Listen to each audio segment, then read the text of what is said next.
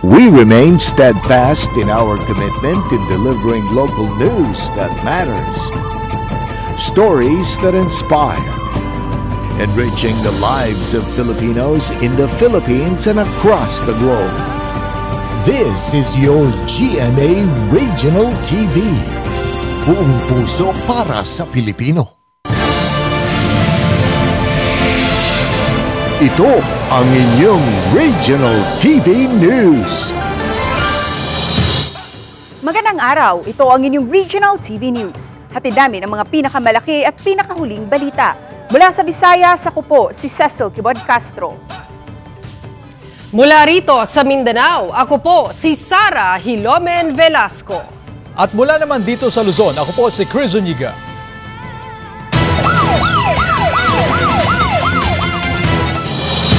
Natagpo ang patay ang 16 na taong gulang na dalagita sa isang bakanting lote sa Tanawan City, Batangas.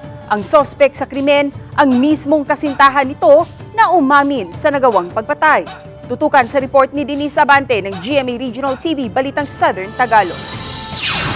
Wala ng buhay nang matagpuan ang 16 anyos na dalagita sa liblib at madamong bahagi ng isang bakanting lote sa Barangay Darasa, Tanawan City, Batangas pasado alas 11 ng gabi noong Lunes. Sa investigasyon ng pulisya, may saksak ito sa liig. Wala ring saplot pang ibaba at may busal sa bibig. Ang suspect, mismong kasintahan ng biktima. Selos ang tinitingnang motibo sa pagpaslang. Doon sa ating pag-imbestiga, nakita natin doon sa mga conversation sa cellphone na ito ang biktima ay mayroong isang nakilala na bagong lalaki.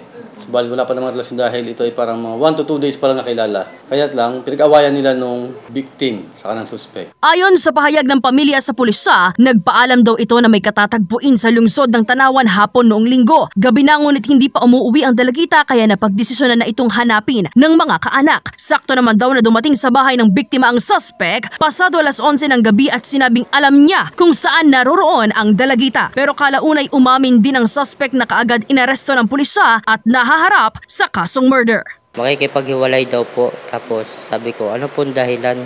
Ayaw niya po sabihin. Tapos yung nawalan po ako ng control sa sarili, nasakal ko po siya. Tapos nung nagpilwagan po siya paatras, doon po kami bumagsak sa damuhan. Habang sinasakal ko po siya, inubadan ko po siya.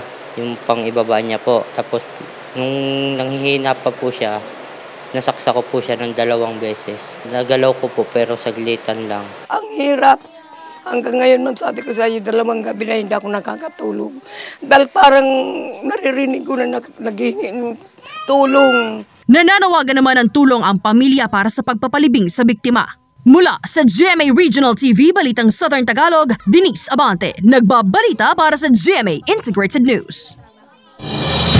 Dismissed without prejudice, yan ang naging hatol ng Office of the Regional Prosecutor sa San Pablo City, Laguna sa reklamong isinampa ng Pamilya Camilon laban kay dating Police Major Alan De Castro at driver bodyguard nitong si Jeffrey Magpantay na itinuturong nasa likod sa 7 buwan na ngayong nawawalang beauty pageant contestant at guro na si Catherine Camilon.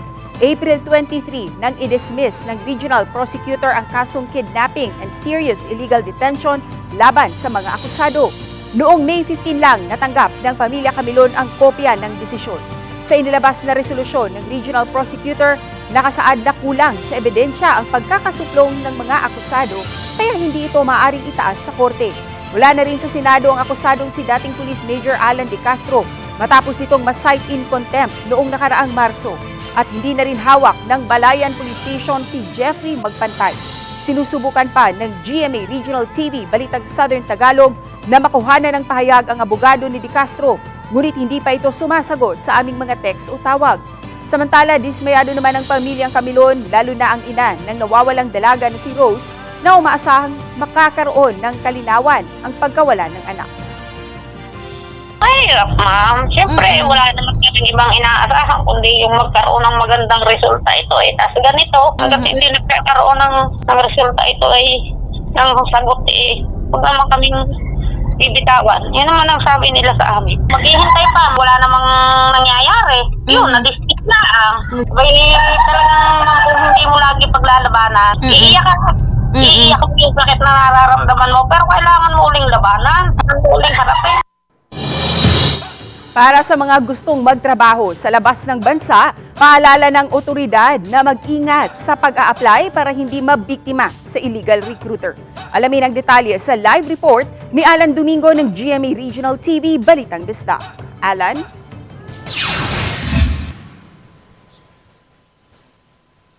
Sa Scarabuso ang siyam na katao na naristo ng NBI matapos masangkot sa malawakang illegal recruitment dito sa Cebu.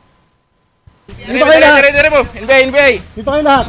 Ito ang actual footage na kuha ng National Bureau of Investigation sa nangyaring entrapment operations na itinasa sa Talisay City, Cebu noong nakaraang linggo.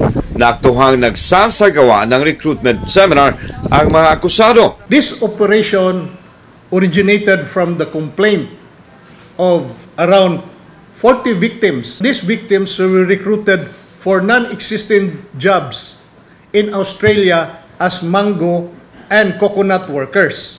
Isinampa ng NBI ang reklamong large-scale illegal recruitment laban sa arestado na umano'y sangkot sa operasyon. Natanggap ng NBI 7 ang reklamo laban sa mga illegal recruiter noong nakaraang taon. Target ng grupo, dumami ang sasali sa recruitment process. Ang mga unang na-recruit ay iniingganyong mag-recruit ng iba pa. Ang siste, mas maraming ma-recruit, mas malaki ang tsansa na makapagtrabaho abroad. Mag-recruit, tapos dalhin dito. So naisip ko na ito ay isang scam. Ang sinabi ng team leader namin, pag maabot ng 3,000, makaalis agad. So ginawa naming mga kana naka-apply na, gawa kami na para na marami para makaalis lahat. Sa kasamaang palad, walang nakaalis papunta sa ibang bansa taliwas sa pangako ng recruiter. Dumagsa sa tanggapan ng NBI ang iba pang biktima na mula pa sa iba't ibang lugar sa Cebu. Ayon sa mga nagreklamo, 2017 pa nagsimula ang ganitong kalakalan at aabot na sa 1,000 ang umano'y na biktima ng grupo. Matapos magsagawa ng verification, nakumpirma ng NBI 7 mula sa Department of Migrant Workers na bugos ang grupo ng mga recruiter. Mariin namang itinanggi ng mga naaristo ang paratang at giit nila, biktima rin sila. Nagmahay mi pero di man angay mahayan kay ang amua is gusto man mi nga mo asinsugod. Nang-apply raman sad mi ani, wa man mi ingo nga nangumisyon mi kun sa diha kay amo ang purpose nga maka larga lagi unta kung naay opportunity.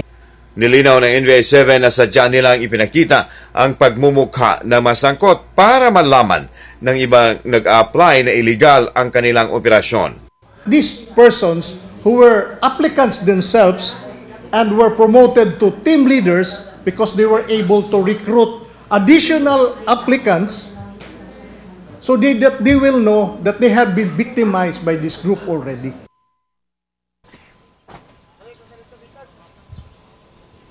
Sa panawagan ng NBI 7 sa iba pang mga biktima na makipag-ugnayan sa kanilang tanggapan para sa pagsampa ng karagdagang kaso laban sa masangkot. Ses. Maraming salamat, Alan Domingo ng GMA Regional TV Balitang Bisdak.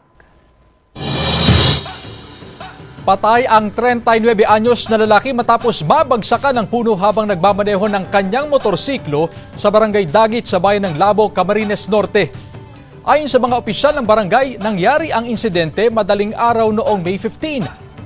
Nadala pa ang biktima sa ospital pero nasawi ito kalaunan dahil sa malubhang sugat na tinamo mula sa nabuwal na puno. Maayos sa manadawang panahon nang mangyari ang insidente pero dahil nabubulok na ang mga ugat ng puno kaya ito nabuwal. Nakatakda namang magsagawa ng clearing operation ng LGU sa mga puno na posibleng magdulot ng kaparehong insidente sa kalsada.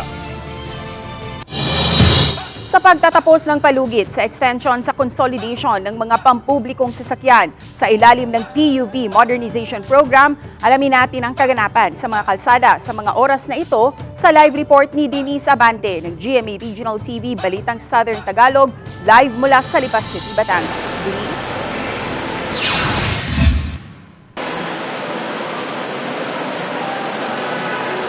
Cecil, tuloy ang biyahe ng ilang mga traditional jeepney na biyaheng Lipas City, Lemery ngayong araw sa kabila ng hindi nila pagpapakonsolidate ng kanilang mga prangkisa.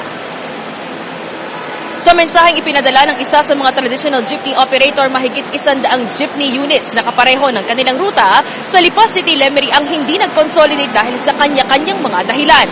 Una nang sinabi ng LTFRB-4A na magsisimula ngayong araw ang kanilang pag-flag down sa mga bumabiyaheng traditional jeep. Halos nabigyan naman daw ng LTFRB-4A ng show cause order ang mga bigong magpa-consolidate. Mariing sinabi ni LTFRB Chairman Chofilo Guadis III na huwag nang magtangkang bumiyahe pa ang mga hindi nag-consolidate dahil hindi na umano sila legal mamasada. May kaakibat na 10,000 pesos na multa ang driver habang may hiwalay na 50,000 pesos na multa para sa iba biyahe nilang sasakyan. Kinakailangan umanong maglagay ang mga jeepney driver ng mga dokumento sa kanilang windshield na nagpapatunay na sila'y nakapagpa-consolidate na. Una nang binanggit ng LTFRB-4A na mamibigay sila ng mga QR code sa mga jeepney operator. Ito raw ang maaari nilang idikit sa kanilang windshield. Samantala sa Bicol Region, nagpapatuloy pa ang pag-issue ng LTFRB Bicol ng show cause order sa mga driver at operator ng mga unconsolidated PUV. Dahil dito, ayon sa ahensya, hindi pa sila makapagsisimulang mag-flag down ngayong araw.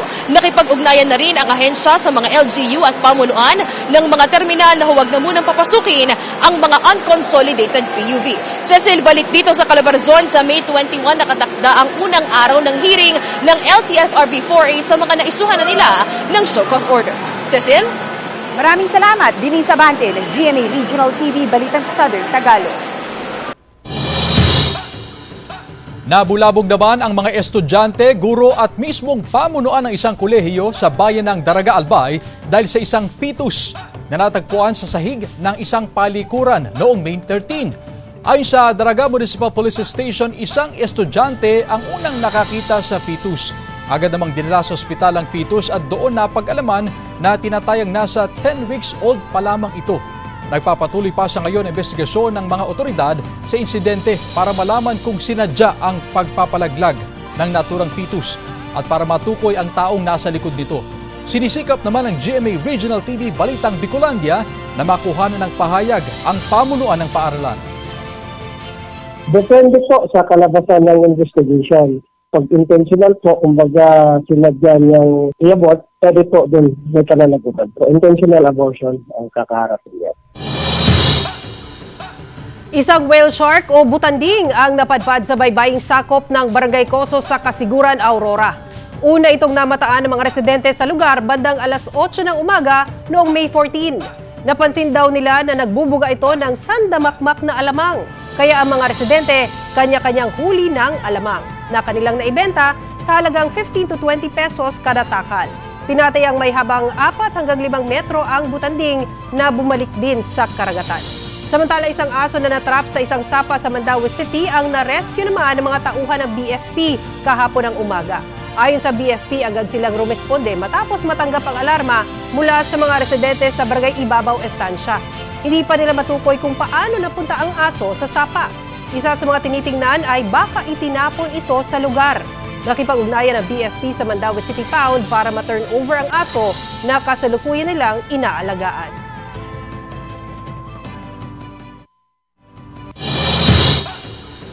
Nagpaligsahan ang mahigit 20 mangingisda sa La Union sa Bancathon. Narito ang report ni Gab De Luna ng GMA Regional TV 1 North Central Luzon. Nagpaligsahan ang nasa 22 mangingisda sa Bancathon na bahagi ng selebrasyon ng Bulan Timanalon ken Mangalap sa La Union. Mano-mano ang pagsagwan para makarating sa finish line. Layon ng aktibidad na kilalanin ng mahalagang papel ng mga mangingisda sa aquaculture industry. Layon din nitong maipakilala ang boat paddling bilang water sports sa La Union. Paunahan din sa finish line ng mga bangka operators sa Bancathon at Takuli Race sa Barangay 34B Gabo Norte, Lawag City, Ilocos Norte.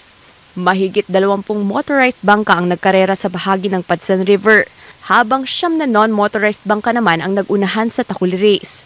Bahagi ito ng selebrasyon ng 2024 Agriculture and Fishery Sector Day ng syudad, kung saan mag-uuwi ng cash prize ang mananalo sa karera. Dati, half-day event lang siya, pero ngayon, 2 years na in honor naman sa ating mga mangingisda. Nagpasiklaban naman ang mga kalahok sa street dancing competition. na bahagi ng Mamangi Festival sa City of Ilagan Sports Complex. Layon ng aktibidad na ipromote ang City of Ilagan bilang Corn Capital of the Philippines. Mula sa GMA Regional TV 1 North Central Luzon, Gab De Luna, nagbabalita para sa GMA Integrated News. Susunod, ibang umano'y biktima ng pangmomolestya ng guro sa Santa Barbara, Pangasinan, dumulog sa pulisya. At Nagundungan Hills sa Calayan, Cagayan, dinarayo ng mga bakasyonista. Sa pagbabalik yan ng Regional TV News.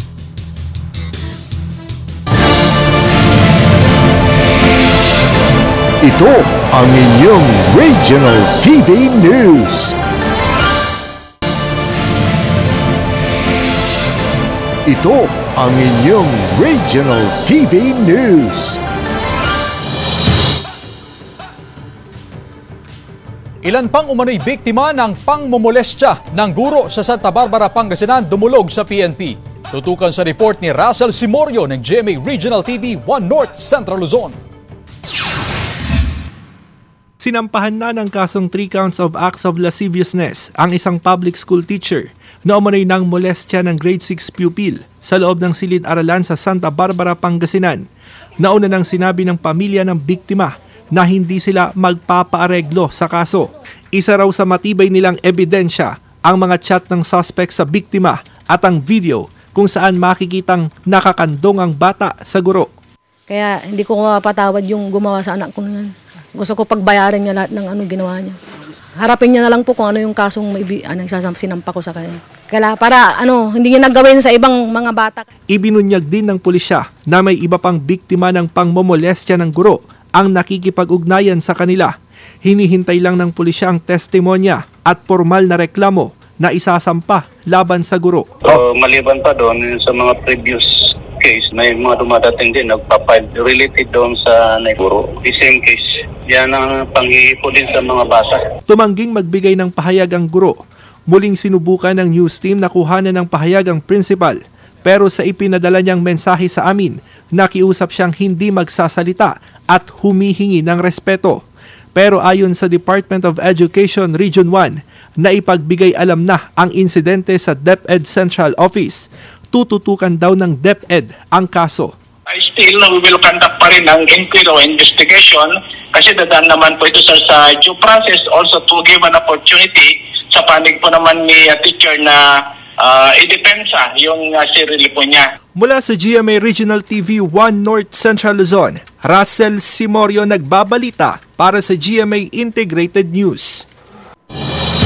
6 na baka na hinihinalang namatay dahil sa matinding init ng panahon bunsod ng El Nino natagpuan sa isang bundok sa Igbaras, Iloilo.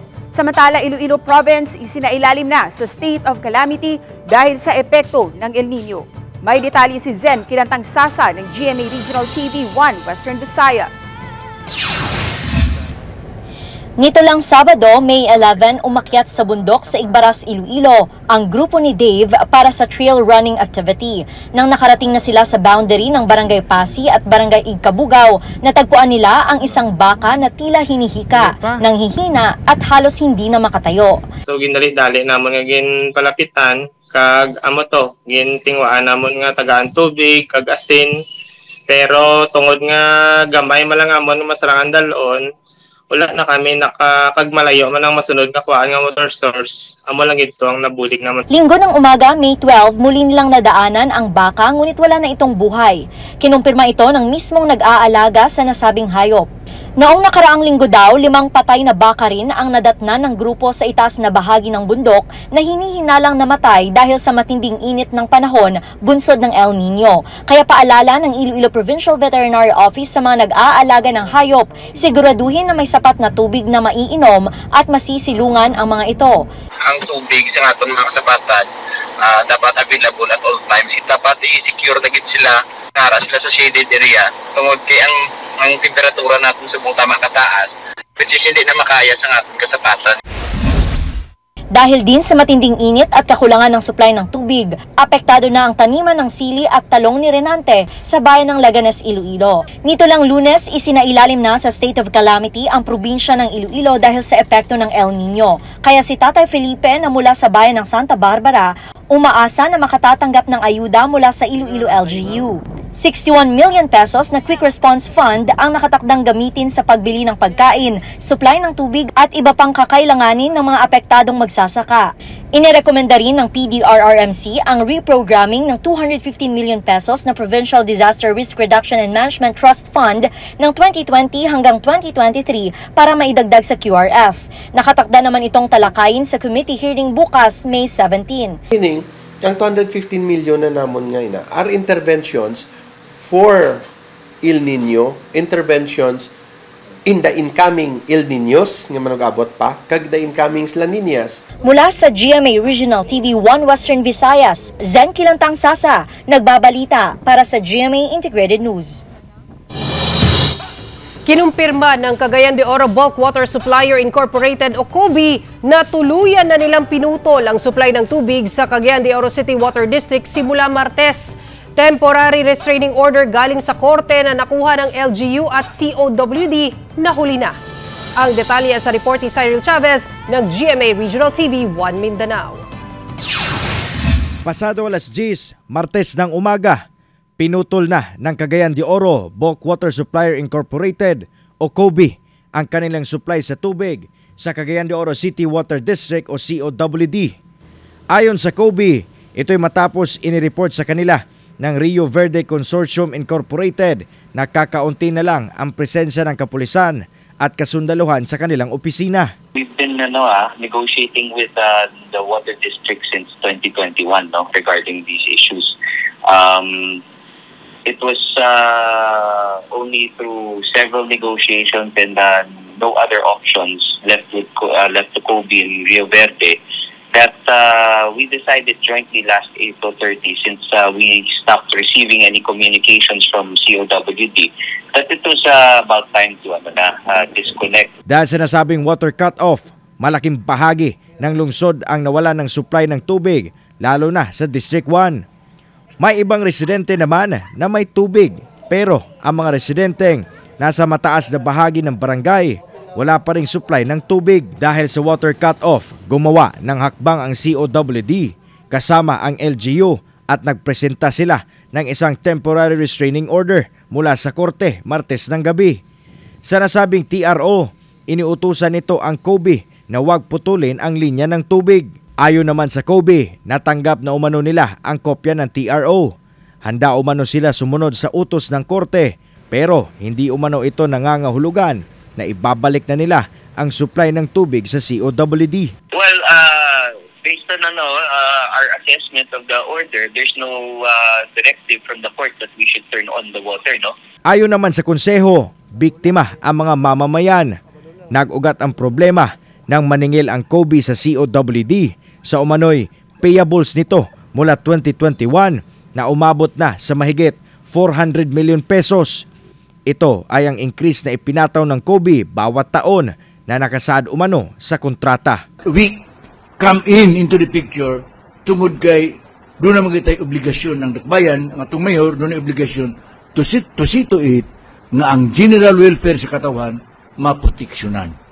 Mula sa GMA Regional TV 1 Mindanao, Cyril Chavez nagbabalita para sa GMA Integrated News. Kapuso Network patuloy na nangunguna sa ratings. Ito ang ibinahagi ni GMA Network President and CEO Gilberto Duavet Jr. sa Annual Stockholders Meeting ng GMA Network.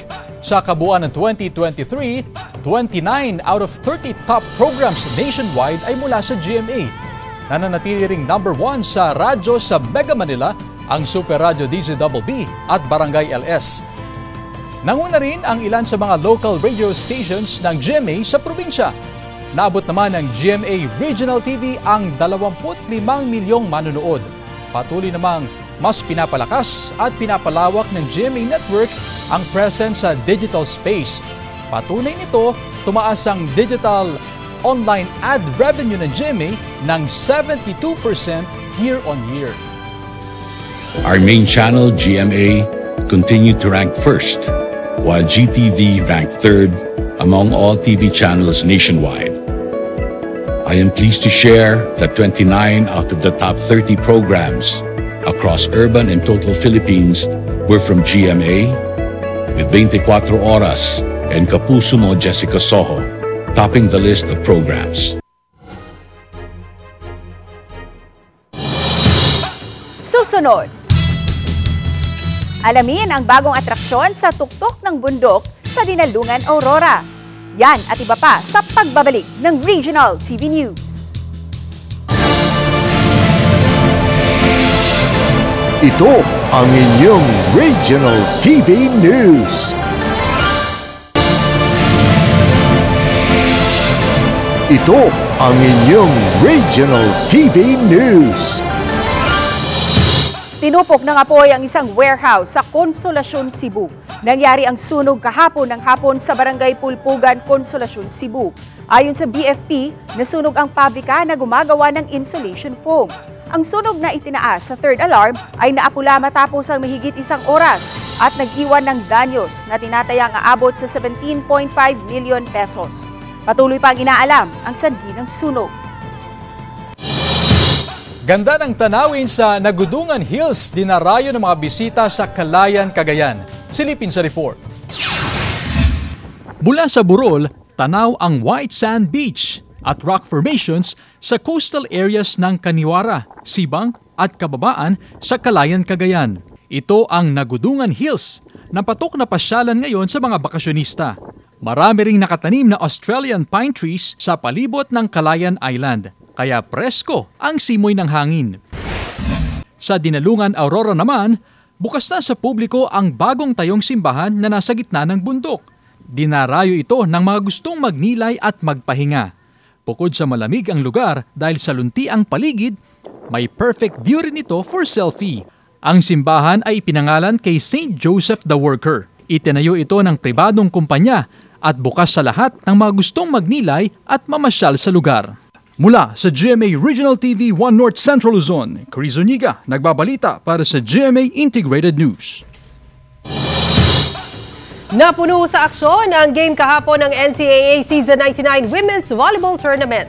Parehong nagpakitang gilas ang Colegio de San Juan de Letran at Lyceum of the Philippines sa step ladder semifinal showdown. Umarangkada ang Letran Lady Knights para manalo sa laro at masecure ang final spot ticket matapos ang 12 taon. Sa finals, makakatapat nila ang undefeated na Benilde Lady Blazers. Samantala, bigo ang Letran Knights na talunin ang EAC Generals sa step ladder semifinals showdown sa men's division. Kaya naman makakaharap ng EAC Generals ang Perpetual Altas ngayong linggo para sa finals ng men's division ng NCAA Season 99 Volleyball Tournament. Antabayanan ang Game 1 ng finals ngayong linggo, 12 noon sa GTV. Samantala, mapapanood niyo pong episode na ito sa official website ng GMA Regional TV, www.gmaregionaltv.com. Pwede rin kayong bumisita sa aming official YouTube channel, GMA Regional TV, at i-click ang subscribe button para sa pinakamainit na balita mula sa mga rehiyon. Nais naming pasalamatan ang mga kapuso sa iba't ibang panig ng Pilipinas, maging ang mga kapuso natin abroad. Dahil sa GMA Regional TV, local news matters. Kami ang Regional TV News, buong pwersa para sa mas malaking misyon at mas malawak na paglilingkod sa bayan.